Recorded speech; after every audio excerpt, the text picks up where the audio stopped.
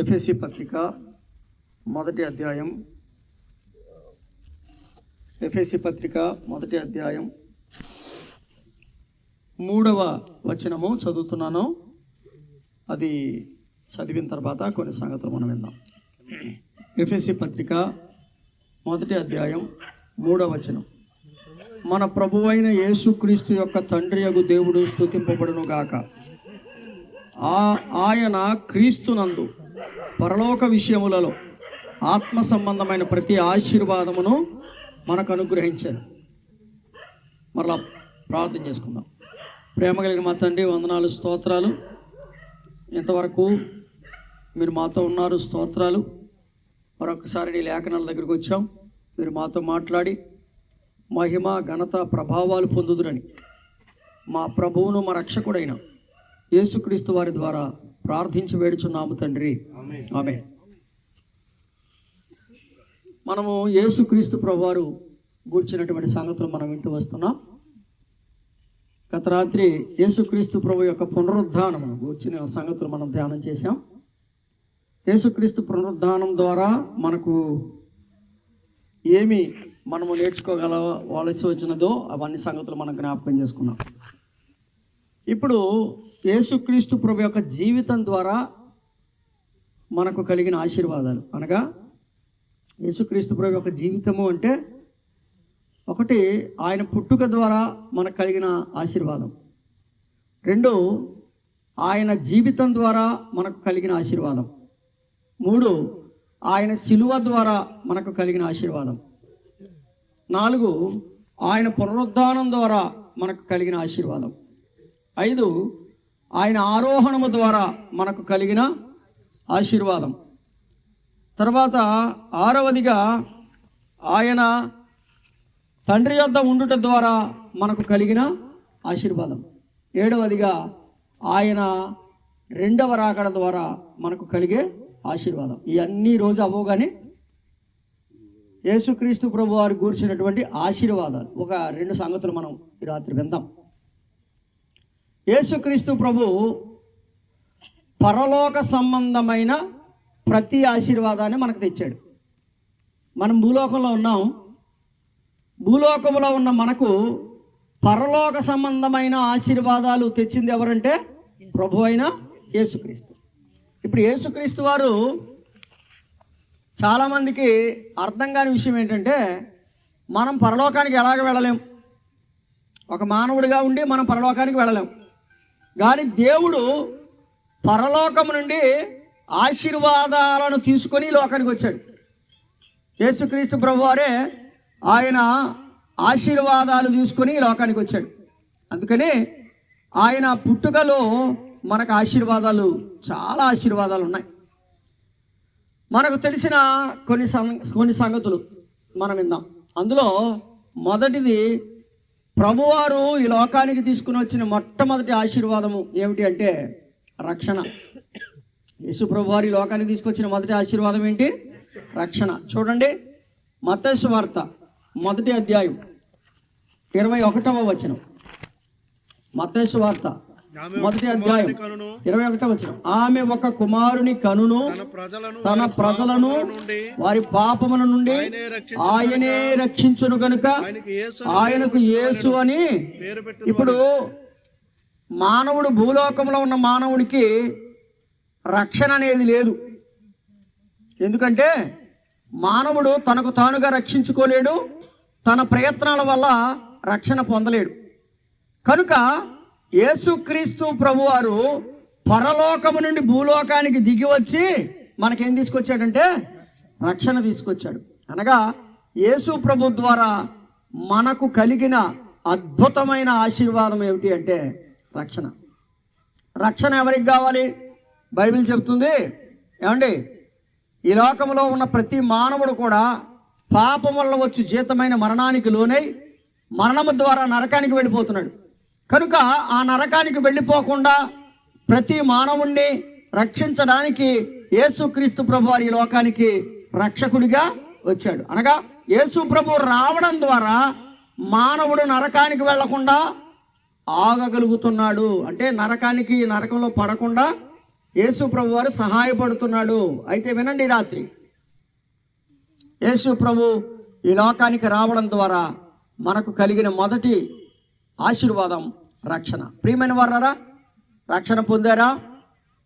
రక్షణ పొందడం అంటే ఏమిటో మనము గత 3 రాత్రుల కింద విన్నాం. రక్షణ అంటే ఏమిటి?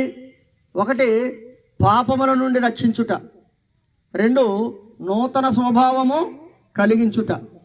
3, అగ్నిగుండము నుండి తప్పించుట.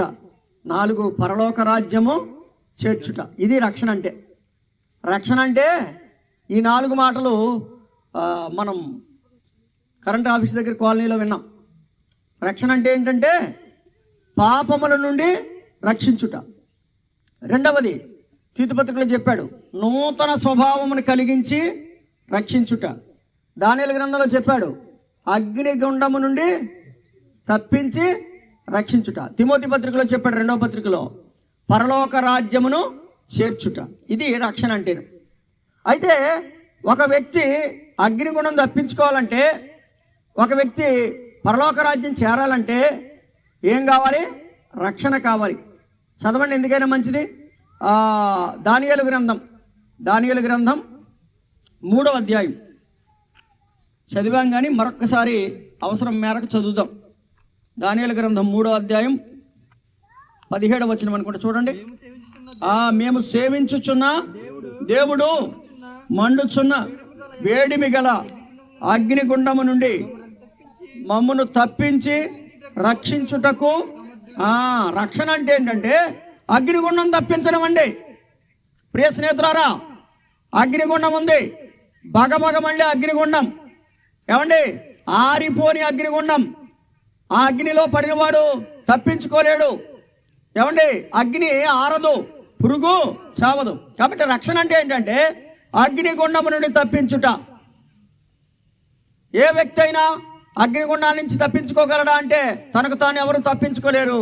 అగ్నిగుండాన్ని తప్పించేవాడు మన ప్రభు అయిన యేసుక్రీస్తు. అదే రక్షణ. రక్షణ అంటే మనం చదువుకున్నాం తిమోతి 2వ పత్రికలో. రక్షణ అంటే మరొక విశేషమైన సంగతి అక్కడ చెప్పాడు. ఏమనంటే 2వ పత్రిక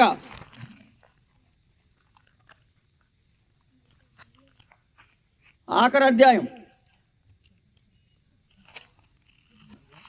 18వ వచనం, అంటే 4:18, ప్రభువు ప్రతి దుష్కార్యము నుండి నన్ను తప్పించి తన పరలోక రాజ్యము చేరునట్లు నన్ను.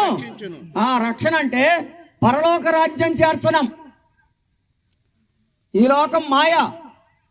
ఈ లోకంలో ఉన్నదంతయు గతించిపోతుంది.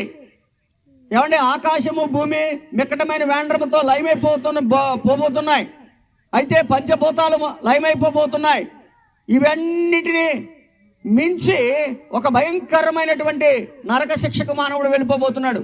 అయితే ప్రభు చెప్పేది ఏమిటి అంటే ఆ అగ్నిగుండంలో పడకుండా తప్పించడమే రక్షణ. తప్పించడం మాత్రమే కాదు, పరలోక రాజ్యం చేర్చడం రక్షణ. అయితే యేసు ప్రభు ఈ లోకానికి రావడం ద్వారా మనకు వచ్చిన మొట్టమొదటి ఆశీర్వాదం ఏంటి? రక్షణ. 2వ ఆశీర్వాదము మత్తయి సువార్త 1వ అధ్యాయం. మత్తయి సువార్త 1వ అధ్యాయం 23వ వచనం. మత్తయి సువార్త 1వ అధ్యాయం 23వ వచనం. అని ప్రభువు తన ప్రవక్త ద్వారా పలికిన మాట నెరవేరునట్లు ఇదంతయు జరిగెను. ఇమ్మానుయేలు అను పదమునకు భాషాంతరమున దేవుడు మనకు తోడు. యేసుక్రీస్తు ప్రభువారు ఈ లోకానికి రావడం ద్వారా మనకు కలిగిన 2వ ఆశీర్వాదము దేవుని తోడు మానవులకు లభించింది. దేవుని తోడు. ప్రభు అన్నాడు, భయపడకము, నేను నీకు తోడై ఉన్నాను అని.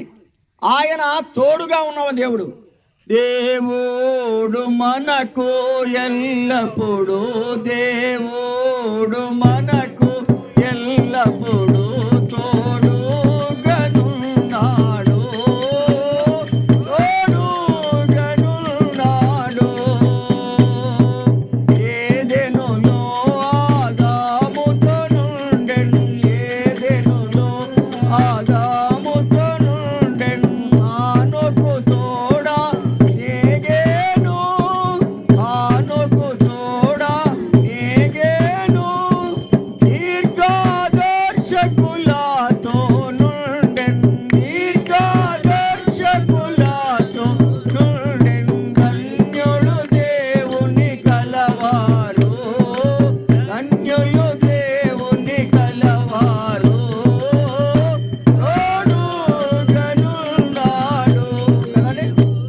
దేవుడు మనకు తోడుగా ఉన్నాడు.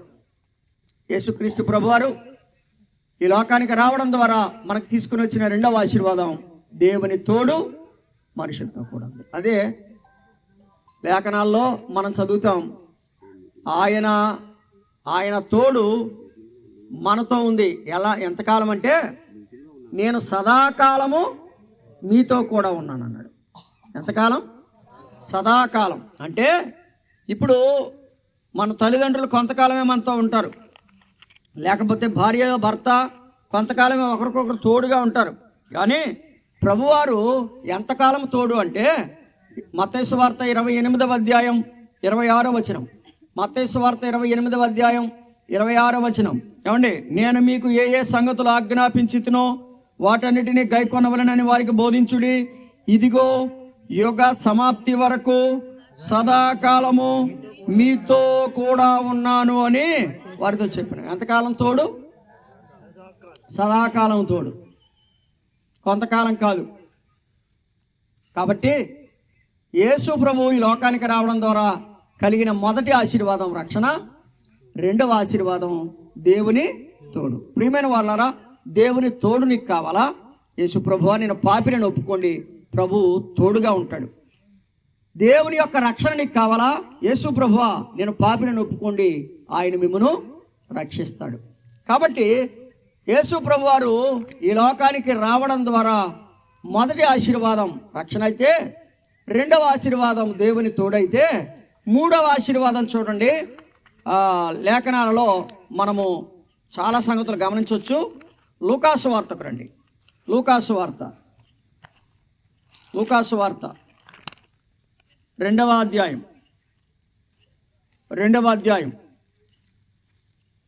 9వ వచనం. ప్రభువు దూత వారి యొద్దకు వచ్చి నిలిచెను, ప్రభువు మహిమ వారి చుట్టూ. మూడవ ఆశీర్వాదం ఏమిటి అంటే ప్రభువు యొక్క మహిమ, మానవుల చుట్టూ ప్రభువు యొక్క మహిమ. గమనిస్తున్నారా? మానవుడు మహిమ లేనివాడు, మానవునికి మహిమ లేదు. మానవునికి మహిమను కోల్పోయాడు మానవుడు. ఎలా మహిమను కోల్పోయాడు అంటే, ఏదైనా వనములో సాతాను చేత మోసగింపబడి సాతాను మోసములో పడి తద్వారా సాతాను దేవుని యొక్క ఆజ్ఞలకు వ్యతిరేకంగా వారి చేత పనిచేయించడం ద్వారా దేవుడిచ్చినటువంటి మహిమను కోల్పోయాడు. అందుకనే రోమాపత్రిక 3వ అధ్యాయం 23వ వచనములో ఏ భేదమును లేదు, అందరూ పాపము చేసి దేవుడు అనుగ్రహించు మహిమను పొందలేకపోతున్నారు అని వ్రాయబడింది. అనగా మహిమ కలిగిన స్వరూపం, మహిమ కలిగిన ఆ పరిస్థితిని మానవుడు కోల్పోయాడు.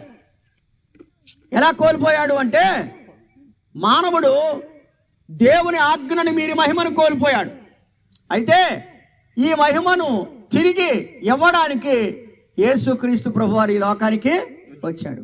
చూడండి, వారందరూ ఎక్కడున్నారు అంటే రాత్రి వేళ. వారందరూ ఎక్కడున్నారు? రాత్రి వేళ. రాత్రి వేళ అంటే ఏంటది? చీకటి. రాత్రి వేళ అంటే చీకటిలో ఉన్నారు.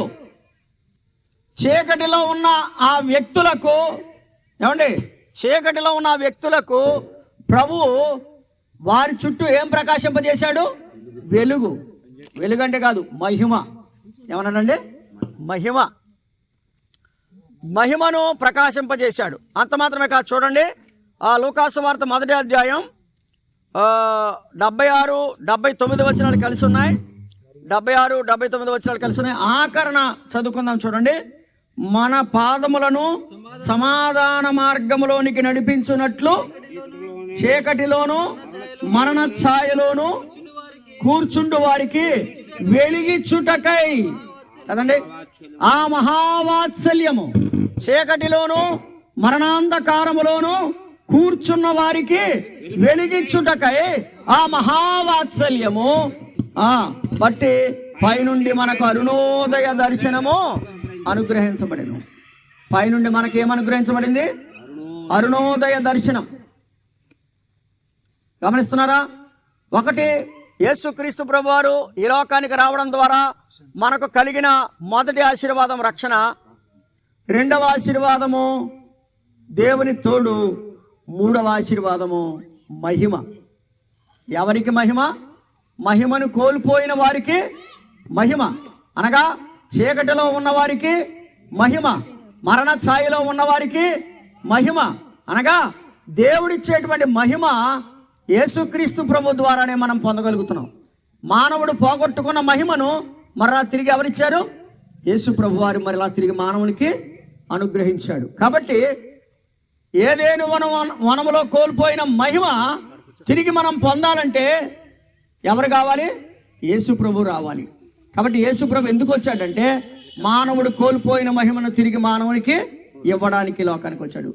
ఆ మాటకు వస్తే ఈ రక్తమాంసాలు పరలోక రాజ్యానికి వెళ్ళలేవు. ఈ రక్తమాంసాలు ఎక్కడికి వెళ్ళలేవు? పరలోక రాజ్యానికి వెళ్ళలేవు. కాబట్టి మనము రెప్పపాటున మహిమదేహం దాల్చుకుంటాం. ఏమండి? ఏం దాల్చుకుంటాం? రెప్పపాటున మహిమదేహం దాల్చుకుంటాం. ఏమంటే అక్షయమైన దేహం దాల్చుకుంటాం. అనగా మహిమలో చేరాలంటే మహిమదేహం కావాలి. మహిమదేహం కావాలంటే యేసు ప్రభు ఇచ్చే మహిమను మనం పొందాలి. కాబట్టి యేసు ప్రభు ఈ లోకానికి రావడం ద్వారా మనకు కలిగిన మూడవ ఆశీర్వాదము మహిమ. కోల్పోయిన మహిమను దేవుడు మనకి ఇచ్చాడు. నాలుగవ ఆశీర్వాదం చూడండి, లూకాసు వార్త 2వ అధ్యాయం. లూకాసు వార్త 2వ అధ్యాయం 14వ వచనం. సర్వోన్నతమైన స్థలములలో దేవునికి మహిమయు ఆయనకిష్టులైన మనుషులకు భూమి మీద సమాధానము కలుగునుగా. కానీ దేవునికి యేసుక్రీస్తు ప్రభు వారి లోకానికి రావడం ద్వారా మానవులకు కలిగిన 4వ ఆశీర్వాదం సమాధానం. సమాధానము అంటే ఇద్దరు వ్యక్తులు గొడవ పడ్డారు. ఇద్దరు వ్యక్తులు గొడవ పడినప్పుడు ఇద్దరు వ్యక్తుల్లోనే ఏముండదు? మనసుకు శాంతి ఉండదు. మనసుకు ఏముండదు? శాంతి ఉండదు. చూడండి, ఒక పెద్దోడో చిన్నోడు గొడవ పడ్డాడు అనుకోండి మీరు. ఒక డబ్బున్నోడు డబ్బు లేనివాడు గొడవ పడ్డాడు. డబ్బు ఉన్నవాడు మనసులోనూ నెమ్మది ఉండదు, డబ్బు లేనివాడు మనసులోనూ నెమ్మది ఉండదు. కారణం ఏంటంటే వారి గొడవ వారి హృదయాల్లో నెమ్మది లేకుండా చేసింది. భార్య భర్తలు దెబ్బలాడుకున్నారు. హృదయాల్లో నెమ్మది ఉంటుందా? ఉండదు. అంటే పైకి ఏదో గంభీరంగా మేకపోతు గంభీరంగా ఉండొచ్చు, కానీ హృదయంలో ఏముండదు? నెమ్మది ఉండదు. కాబట్టి ఇప్పుడు దేవునికి మానవునికి గొడవ వచ్చింది, వైరం. ఎవరికి వైరం? దేవునికి మానవునికి వైరం. అనగా దేవుడు చెయ్యవద్దన్న పని మానవుడు చేశాడు, అంతే. దేవుడు ఏం చేశాడంటే అంతవరకు తనతో స్నేహం చేసినటువంటి మానవుడిని వెళ్ళగొట్టాడు. ఈ యొక్క తోటలో ఉండడానికి వీలు లేదని బయటికి పంపేశాడు. కానీ దేవుని హృదయంలో ఒక వేదన ఉంది. ఏంటి ఆ వేదన అంటే, మరలా తిరిగి ఎలాగైనా ఆ వ్యక్తిని నా దగ్గరకు తీసుకుని రావాలి, మరలా ఎలాగైనా ఆ వ్యక్తిని మరలా నేను నా వైపుకు రప్పించాలి అనే ఉద్దేశం కలిగిన వాడే ఆ సాధనంగా అంటే ఏ సాధనంగా? మరలా దూరం అయిపోయిన వ్యక్తిని మరలా తన దగ్గరకు తీసుకునేటువంటి సాధనంగా యేసుక్రీస్తు ప్రభు వారిని ఈ లోకానికి పంపించాడు. అనగా యేసు ప్రభు వారు వచ్చి ఏం చేశాడు? సంధి చేశాడంట. ఏం చేశాడు? సంధి. యేసు ప్రభు వచ్చి ఏం చేశాడు? సంధి చేశాడు. అయితే మానవులకు దేవునికి మధ్య యేసుక్రీస్తు ప్రభు వారు చేసినటువంటి సంధి చాలా విలువైంది. మీరు గమనించినట్లయితే ఆయన మనకు సంధి చేసి మనందరినీ దేవునితో సమాధానపరిచినట్లుగా మనం గమనిస్తూ ఉన్నాం. ఆయన చూడండి, ఎఫెసీ పత్రిక 2వ అధ్యాయం 15వ వచనంలో ఆ మాట వ్రాయబడింది. ఎఫెసీ పత్రిక 2వ అధ్యాయం 15వ వచనం. ఎఫెసీ పత్రిక 2వ అధ్యాయం 15వ వచనం. ఇట్లు సంధి చేయొచ్చు తనయందు ఒక్క నూతన సృష్టినిగా సృష్టించి తన శిలువ వలన ఆ ద్వేషాన్ని ఏం చేశాడు? సంహరించాడు. విన్నారా? తన శిలువ వలన ద్వేషాన్ని సంహరించాడు. యేసు ప్రభువారు ఈ లోకానికి రావడం ద్వారా సంధి చేయబడింది. ఎవరికి సంధి? దేవునికి మానవునికి. కొలసీ పత్రిక 1వ అధ్యాయం 30వ వచనం. కొలసీ పత్రిక 20వ వచనం 1:20. 30 లేదుగా, 1:20. ఆయనందు సర్వ సంపూర్ణత నివసింపవలెననియు ఆయన శిలువ రక్తము చేత సంధి చేసి ఆయన ద్వారా సమస్తమును అవి భూలోకమందున్నవైనను పరలోకమందున్నవైనను వాటన్నిటిని ఆయన ద్వారా తనతో సమాధానపరుచుకొనవలెనని తండ్రి అభిష్టమాయెను. తండ్రి యొక్క ఉద్దేశం ఏంటి? అందరినీ తనతో సమాధానపరుచుకోవాలి. కాబట్టి సమాధానపరుచుకోవాలంటే సమాధానకర్త కావాలి కదా. ఎవరు కావాలి? ఎఫెసీ పత్రిక యెషయా గ్రంథంలో మనకు తెలుసు కదా, ఆయన ఎవరు? సమాధానకర్తయగు దేవుడు. 9వ అధ్యాయంలో కదా, ఎలా అనగా మనకు శిశువు పుట్టెను, కుమారుడు అనుగ్రహింపబడెను, ఆయన భుజముల మీద రాజ్యభారముండును, ఆశ్చర్యకరుడు, ఆలోచనకర్త, బలవంతుడైన దేవుడు, నిత్యుడగు తండ్రి, సమాధానకర్తయగు అధిపతి అని ఆయనకి పేరు పెట్టబడింది. ఇప్పుడు యేసుప్రభు వారు ఎవరు? సమాధానకర్త. యేసుప్రభు ద్వారా మనందరము సంధి చేయబడ్డాం. ఎవరితో? తండ్రితో, దేవునితో. మనం పోగొట్టుకున్న సంధిని, లేక పోగొట్టుకున్న ప్రేమను, పోగొట్టుకున్నటువంటి సహవాసాన్ని మరలా తిరిగి యేసుక్రీస్తు ప్రభు వారి ద్వారా మనం పొందాం. కాబట్టి యేసు ప్రభు ఈ లోకానికి రావడం ద్వారా మనకు కలిగిన 4వ ఆశీర్వాదం ఏంటండి? సమాధానం. ఇక్కడ ఒక మాట చెప్పి ముందుకెళ్తాను. ఒక ముసలోడు ఉన్నాడు, ఆయన పేరు సుమియోను. ఆయన పేరు ఏం పేరు? సుమియోను. ఆయన యేసు ప్రభు వారు పుట్టిన సమయంలో దేవాలయంలో ప్రధాన యాజకుడు. యేసు ప్రభు వారు పుట్టిన సమయంలో దేవాలయంలో ప్రధాన యాజకుడు. ఆయన రోజు ఉదయకాల బలి, సాయంకాల బలి ఇస్తున్నాడు, నైవేద్యాలు ఇస్తున్నాడు, వచ్చిన వారందరి కొరకు విజ్ఞాపనలు చేస్తున్నాడు, ఉపవాసం చేస్తున్నాడు. ఏమండి? లేవీయులు చేయవలసిన నియమాలన్నీ చేస్తున్నాడు. పస్కా పశువును వధిస్తున్నాడు, సమాధాన బలిస్తున్నాడు. ఏమండి? పాప పరిహారార్థ బలి, ఇలాగున అనుదిన బలులు ఇవన్నీ అర్పిస్తున్నాడు. యాజకుడిగా ఉన్నాడు. కానీ అతని జీవితంలో ఏం లేదో తెలుసా? సమాధానం లేదు. ఈ రోజున నువ్వు కూడా దేవుని సన్నిధికి, లేకపోతే యేసు ప్రభువుని నాకు తెలుసులే అని చెప్పి ఏదో కానుకలు ఇవ్వచ్చు, లేకపోతే నీకు తోచినట్టుగా దేవుని పని ఏదో అక్కడెక్కడ జరుగుతుంటే ఏదో చేయొచ్చు, లేకపోతే ఏదో భోజనాలు పెడుతున్నారంటే ఏదో ఒక కట్ట బియ్యం ఇవ్వచ్చు. కానీ నీ హృదయంలో సమాధానం ఉందా? మంచి పనులే చేస్తున్నావు, కానీ హృదయంలో సమాధానం ఉందా? అయితే ఈ ముసలి వ్యక్తి, ఈ యాజకుడైన వ్యక్తి దేవుని సన్నిధిలో ఉన్నాడు. యేసు ప్రభు వారిని చంటి పిల్లాడిగా తీసుకుని వెళితే ఆ యేసు ప్రభు వారిని తన చేతుల్లోకి తీసుకొని ఒక మాట చెప్పాడు, నాదా ఇప్పుడు నీ దాసుని సమాధానముతో పోనిచ్చుచున్నావు అన్నాడు. యేసు ప్రభు లేకుండా అతని జీవితంలో ఏం లేదు. చెప్పండి, చదువుతారా మాట? నాదా, లూకాసు వార్త 2వ అధ్యాయం 29వ వచనం. నాదా ఇప్పుడు నీ మాట చొప్పున సమాధానముతో నీ దాసుని. విన్నారా? అంత ప్రీస్ట్, అంత గొప్ప యాజకుడు ఎవరి ద్వారా సమాధానం పొందాడు? చెప్పండి, ఎవరి ద్వారా సమాధానం పొందాడు? బాలుడైన యేసుక్రీస్తు ప్రభు. నేనంటాను, సుమియోను చేతుల్లో యేసు ప్రభు ఉంటే సమాధానం వచ్చినప్పుడు, నీ హృదయంలో, నా హృదయంలో యేసు ప్రభు ఉంటేనే మనకి సమాధానం. కాబట్టి గమనిస్తున్నారా? సమాధానకర్తయగు దేవుడు ఆయన. కాబట్టి సుమియోనుకు, అనగా ఎంతో కాలంగా భక్తి చేస్తున్న సుమియోనుకు సమాధానం ఇచ్చినటువంటి యేసు ప్రభు సమాధాన కారకుడు.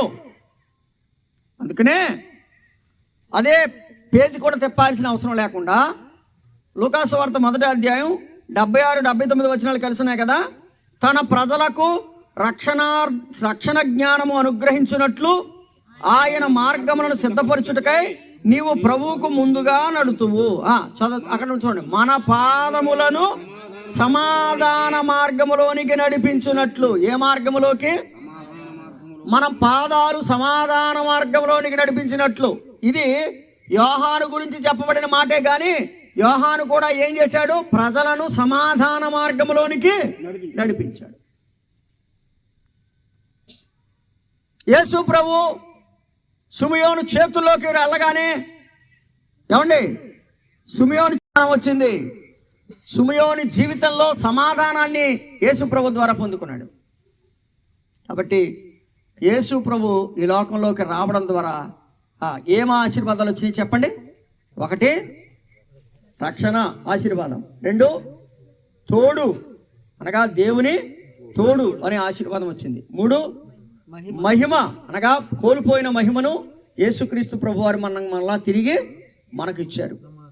4, సమాధానం కదండి. ఏంటి? 4, సమాధానం. ఇంకొక మాట చదివి నేను ముగిస్తాను. రండి, దేవుని వాక్యంలో చాలా విశేషమైన సంగతులు వ్రాయబడ్డాయి. అపోస్తుల కార్యముల గ్రంథం 3వ అధ్యాయం. అపోస్తుల కార్యముల గ్రంథం 3వ అధ్యాయం. అపోస్తుల కార్యముల గ్రంథం 3వ అధ్యాయం 26వ వచనం. దేవుడు తన సేవకుని పుట్టించి మీలో ప్రతి వానిని వాని దుష్టత్వము నుండి వాని దుష్టత్వము నుండి మళ్లించుట వలన మిమ్మల్ని ఆశీర్వదించుటకు ఆయనను మీ యొద్దకు పంపాను. గమనిస్తున్నారా? యేసు ప్రభువు ఎందుకు వచ్చారు? ఆశీర్వదించడానికి. ఎవరిని? దుష్టులను ఆశీర్వదించడానికి వచ్చాడు ఆయన? లేదు. దుష్టులను దుష్టత్వం నుంచి మళ్ళించి ఆశీర్వదిస్తాడు. వింటున్నారా? ఆశీర్వాదం ఎప్పుడు? దుష్టుల్లాగా ఉన్నప్పుడు కాదు, దుష్టుని దుష్టత్వం నుంచి మళ్ళించి ఆశీర్వదిస్తాడు. యేసు ప్రభు వారు ఈ లోకానికి ఎందుకు వచ్చారో తెలుసండి? నిన్ను నన్ను దుష్టత్వము నుంచి మళ్ళించి ఆశీర్వదించడానికి వచ్చాడు. ఏమండి, భక్తుడు పాడాడు, మంచి మార్గము లేదు నాలో, మరణ పాత్రుడ నాయన నా నాయన. మంచి మార్గము లేదు నాలో, మరణ పాత్రుడ నాయన. నేను వంచితుండానైతిని ప్రపంచమందున నాయన. నన్ను దేతుము చిన్న ప్రాయము. కదా, మనం ఎవరో మంచివాళ్ళం కాదు, కానీ మనలను ప్రేమించి మన దుష్టులమై ఉండగా, దుర్మార్గులమై ఉండగా మనలను మన దుష్టత్వం నుంచి మళ్ళించి ఆశీర్వదించడానికి యేసు ప్రభు ఈ లోకానికి వచ్చాడు. కాబట్టి యేసు ప్రభువు దుష్టునిగానే ఉంచేవాడు కాదు, దుష్టుని మళ్ళించేవాడు కదా, దుష్టుణ్ణి మళ్ళించేవాడు. యేసు ప్రభు వారి పేరేంటో తెలుసండి? కీర్తన గ్రంథంలో ఒక చక్కని మాట ఉంది. కీర్తన 72వ కీర్తన. కీర్తన 72వ కీర్తన 17. అతని పేరు నిత్యము నిలుచును. అతని పేరు నిత్యము నిలచును. అతని నామము సూర్యుడున్నంత కాలము చిగుర్చుచుండును. ఇది గతంలో మనం విన్నాం. అతనిని బట్టి మనుషులు దీవించబడుదురు. ఏమండి, యేసు ప్రభు వారిని బట్టి ఏం చేయబడుతున్నారు? అతనిని బట్టి మనుషులు దీవించబడుదురు. అన్యజనులందరూ అతడు ధన్యుడని చెప్పుకుందరు. చాలా మంది యేసు ప్రభుని ఎరగని వారు కూడా ఆయన మహానుభావుడు అండి అంటారు. అంటే దేవుని మాట నెరవేరుతుంది అక్కడ. ధన్యుడని చెప్పుకుంటున్నారు. యేసు ప్రభు వారు ఎవరండి? మహానుభావుడు అండి. అంటే ఆయన ధన్యుడు. అయితే బైబిల్ ఏం చెప్తుందంటే అతనిని బట్టి మనుష్యులు దీవించబడుదురు. అమ్మా, నువ్వు నేను అందరం దీవించబడాలని యేసు ప్రభు వారు ఈ లోకానికి వచ్చాడు. చెప్పండి, యేసు ప్రభు ఈ లోకానికి పుట్టడం ద్వారా కలిగిన లాభాలేంటి? 1 రక్షణ, 2 తోడు, 3 మహిమ, 4 సమాధానం కదండి, 5 ఆశీర్వాదం. 5 ఏంటది?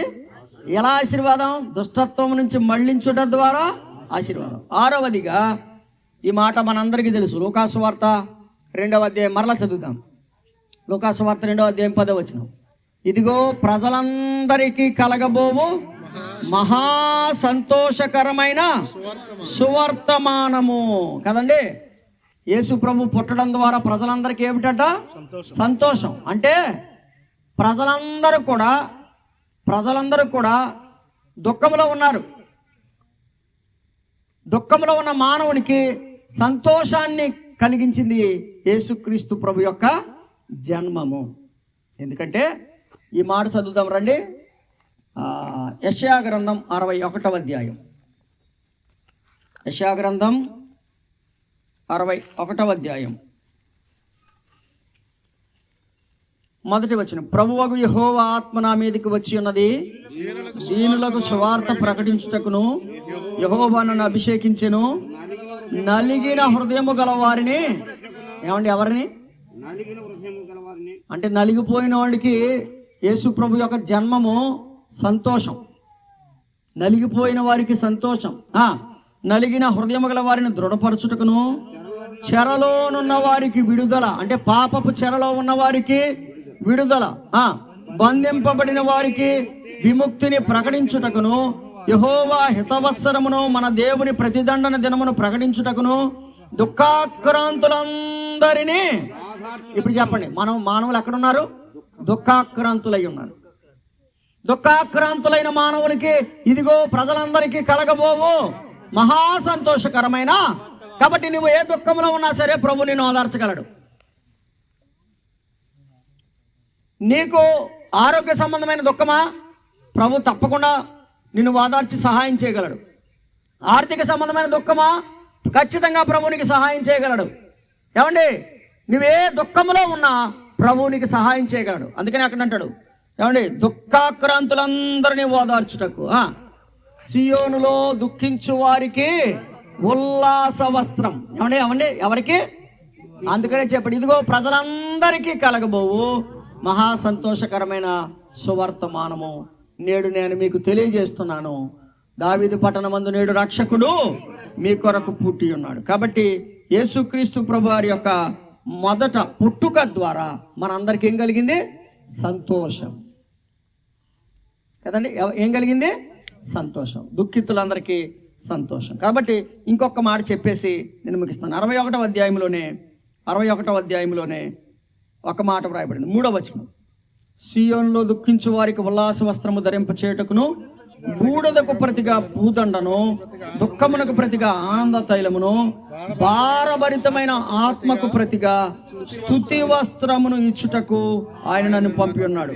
యెహోవా తన్ను మహిమపరుచుకున్నట్లు నీతి అను మస్తకి వృక్షములనియు యెహోవా నాటిన చెట్లనియు వారికి పేరు పెట్టబడును. ఇక్కడ చాలా విశేషమైనటువంటి మాట, ఒక మాట చెప్పాడు. ఏంటంటే ఆ మాట, భారభరితమైన ఆత్మకు ఏమండి ఏమిస్తున్నాడు? స్తుతి వస్త్రం. యేసు ప్రభు ఈ లోకానికి రావడం ద్వారా మానవులకి ఏ వస్త్రం వచ్చింది? స్తుతి వస్త్రం. స్తుతి వస్త్రం వచ్చింది కాబట్టి గొల్లలు వెళ్ళి ఏం చేశారు? స్తుతించారు. జ్ఞానులు వెళ్ళి కొనియాడారు. జ్ఞానులు కొనియాడినా, గొల్లలు స్తుతించినా దేవుడు యేసు ప్రభు వారికి ఏ వస్త్రం ఇచ్చాడు? స్తుతి వస్త్రం. కాబట్టి యేసు ప్రభు ద్వారా మనమందరం స్తుతి వస్త్రాన్ని పొందుకోగలుగుతున్నాం. స్తుతి వస్త్రానికంటే ముఖ్యమైనది మొట్టమొదటిది రక్షణ వస్త్రం. కాబట్టి ఆయన రక్షకుడు, ఆయన ఇచ్చే రక్షణ పొంది మనము ప్రభువును స్తుతిద్దాం, ప్రభు ద్వారా దీవించబడదాం. దేవుడి మాటలు మన కొరకు దీవించును గాక. ఆమేన్.